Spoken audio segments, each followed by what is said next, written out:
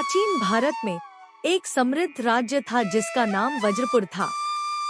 इस राज्य के राजा महाराज विक्रम सिंह अपने न्यायप्रिय और बुद्धिमान शासन के लिए प्रसिद्ध थे। वे अपनी प्रजा के लिए सदा समर्पित रहते थे और उनके राज्य में खुशहाली थी। महाराज विक्रम सिंह की एक ही संतान थी, राजकुमारी सौम्या। सौम्या सुंदरता और बुद्धिमत्ता की मिसाल थी और पूरे राज्य में उनकी प्रशंसा होती थी। वे अपने महल में आनंद पूर्वक जीवन बिता रही थी। सौम्या की एक सहेली थी राधा, जो सौम्या का ख्याल रखती थी। सौम्या एक दिन राधा से बोली, राधा, मेरा मन करता है कि हम दोनों कहीं घूमने चले। बहुत दिन से हम कहीं बाहर नहीं गए। सुना है पास के जंगल में बहुत सुंदर पक्षी है। मेरा मन उन्हें देखने को करता है। राधा कहती है, राजकुमारी जी, आप कैसी बात कर रही हैं? अगर महाराज को पता लग गया तो वे मेरा सर कलम करवा देंगे। राधा, तुम डरती क्यों हो? हम चुपचाप निकलेंगे और रात होने तक महल आ जाएंगे। किसी को कुछ पता भी नहीं लगेगा। राजकुमारी सौम्या और राधा दोनों जंगल की ओर निकल जाती हैं। रास्ते में उन्हें बहुत से पक्षी मिलते हैं, जिन्हें देखकर राजकुमारी बहुत खुश होती हैं। एक जगह वे रुकते हैं तो उन्हें एक मंदिर दिखता है, जिसे देखकर सौम्या कहती है, राधा, ये कितना सुंदर मंदिर है। चलो देखते हैं किस देवी या देवता का है। राधा कहती है, राजकुमारी जी, ऐसे ही कोई भी जगह नहीं जाना चाहिए। ना जाने अंदर कौन हो। मेरी बात मानिए, हमें यहाँ से चलना चाहिए। राधा, तुम तो बहुत डरती हो। मैं यहाँ की राजकुमारी हूँ और मेरे पिता यहाँ के राजा। हमें कौन नुकसान पहुँचा सकता है? चलो चलकर देखते हैं। फिर वे दोनों अंदर जाते हैं तो देखते हैं एक साधु बैठा होता है, जो उन्हें देखकर कहता है, आइए राजकुमारी जी, आपका स्वागत है।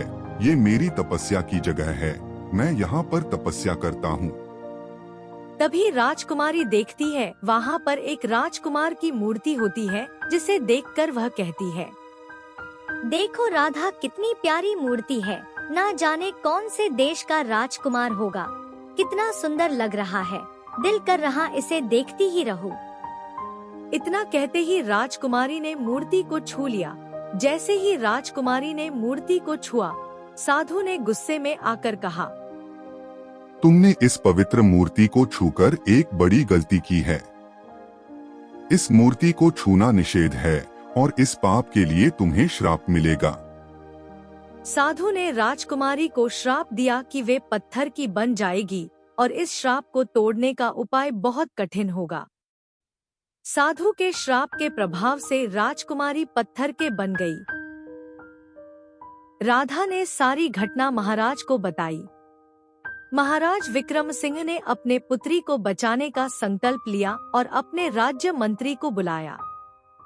महाराज, इस श्राप का उपाय बहुत कठिन है। आप एक काम करें, इस श्राप का तोड़ हो सकता है। हमारे राजगुरु जानते हैं, आप उनसे मिलें। मंत्री जी, आप ठीक कह रहे हैं। मैं अभी उनसे मिलता हूँ। महाराज उसी समय राजगुरु से मिलने निकल पड़ते हैं। वहाँ पहुंचकर राजगुरु को सारी व्यथा बताते हैं तो राजगुरु कहते हैं, राजन, वे ऋषि बहुत तेजस्वी हैं। उनके पूर्वज उस मूर्ति की रक्षा करते थे। उन्होंने राजकुमारी को क्रोध में आकर पत्थर का बना दिया। आप एक काम करो, 7 समुंदर पार एक पर्वत है, जिस पर एक राक्षस रहता है। आप उसको दिन के वक्त मिलना। उससे डरना नहीं। रात को वो भयानक होता है। दिन में उसकी ताकत कम हो जाती है। वे आपको कोई न कोई उपाय बता देगा, जिससे राजकुमारी फिर से अपने रूप में आ जाएगी। राजा राजगुरु से विदा लेकर राक्षस को मिलने चल देता है। वे जब वहाँ पहुँचता है तो देखता है राक्षस सो रहा होता है। वे राक्षस से कहता है, राक्षस देवता, उठिए, अब आप ही मेरा सहारा है। मेरे गुरु ने मुझे आपके पास भेजा है। आप ही मेरी पुत्री की रक्षा कर सकते हैं। मेरी पुत्री बड़े संकट में है। इतना कहते ही राक्षस एक सुंदर परी के रूप में बदल जाता है और राजा से कहता है, राजन, आप डरे नहीं। आपके आने से मुझे मेरा पुराना रूप मिल गया। बहुत समय पहले की बात है, मैंने अपनी सुंदरता के घमंड में एक ऋषि का मजाक उड़ाया था। उस ऋषि ने मुझे श्राप दिया कि एक राक्षस बन जाओ। जब मैंने उनसे विनती की तो ऋषि ने कहा कि जब एक पिता अपनी पुत्री को बचाने के लिए तुम्हारे पास आएगा और तुम्हारे दिल में उसके लिए दया जगेगी, तब तुम अपने रूप में आ जाओगी। मैंने राक्षस रूप में कई अपराध किए हैं, अब मैं तुम्हारी वजह से मुक्त हूँ। तुम ये ले जाओ, इसे अपनी बेटी को छुवा देना, वे अपने असली रूप में आ जाएगी। राजा को वे जादुई छड़ दे देती है, जिसे लेकर राजा वहाँ जाता है जहाँ राजकुमारी पत्थर की बनी होती है। वे राजकुमारी को वह जादुई छड़ छुवाता है, वे अपने रूप में आ जाती है। फिर दोनों अपने महल में आकर आराम से रहते हैं।